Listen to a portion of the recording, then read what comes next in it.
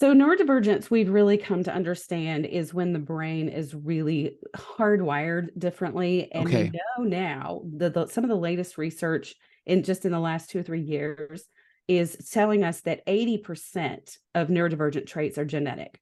So Okay. we absolutely know. So this is basically some of the diagnoses that are falling under this umbrella are ADHD, Mhm. autism, learning disabilities, what we used to call Asperger's, which is Yeah. now a level 1 type of autism here in the US anyway. Other countries still use Asperger's as a diagnosis. Hey, why did we So take that out, by the way? I'm curious. it was 2013.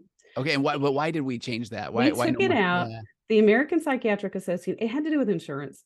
Oh, It was okay. insurance.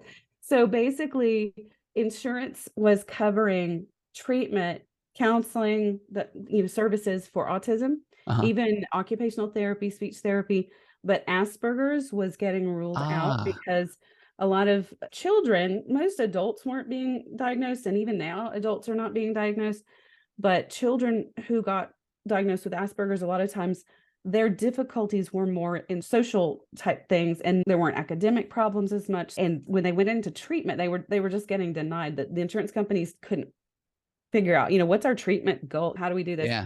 So they were getting denied. And the APA, American Psychiatric Association, here went and revised the DSM so that they could start requiring, a lot of states require insurance companies to cover autism. Autism.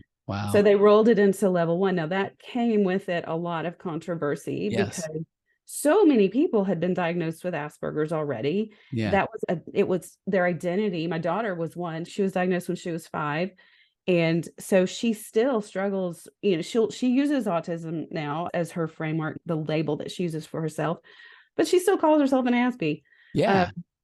and Well, so there and were a lot of people that struggled with that. I'm so grateful that you could just answer it with that clarity, because I do feel like as a clinician, when that was taken away, I feel like I just started to really understand Asperger's, and I had the concept of high functioning Asperger clients they were fine taking ownership of that. And then, Mhm. how do I learn how to interact in the workplace? But then I felt like once I remember the first person that came in and said, I don't want to be autistic. I'm fine Mhm. having Asperger's. And it got into the whole concept around labeling. And then as a card carrying AD, I now see, look at me, I have to say ADHD person, but I have ADD, but we got rid of Mm. that, right? Yeah. Yeah. Yeah. And like you said, so many people, especially I would say over the age of 50, Mhm. really struggle with the term autism. It just doesn't resonate.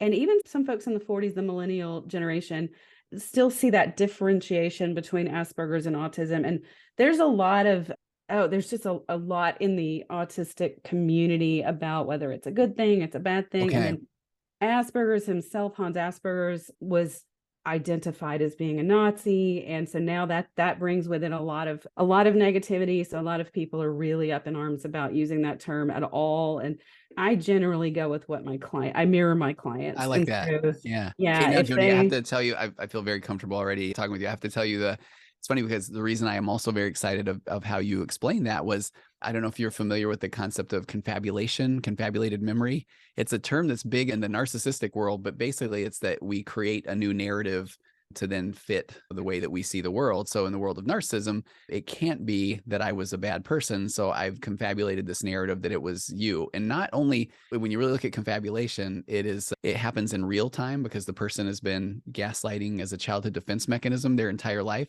And so when you really dig into it, since that person, that is the way that their brain works, they believe their confabulation, which is why they can gaslight so well. So what's kind of funny about that is I had assumed that we got rid of the term Asperger's because that it was not a politically correct term anymore. And then I was being interviewed on a podcast a few weeks ago, and I found myself going into that narrative, and I realized, oh, I am absolutely making this up, but I actually believe it because it kind of makes sense to me.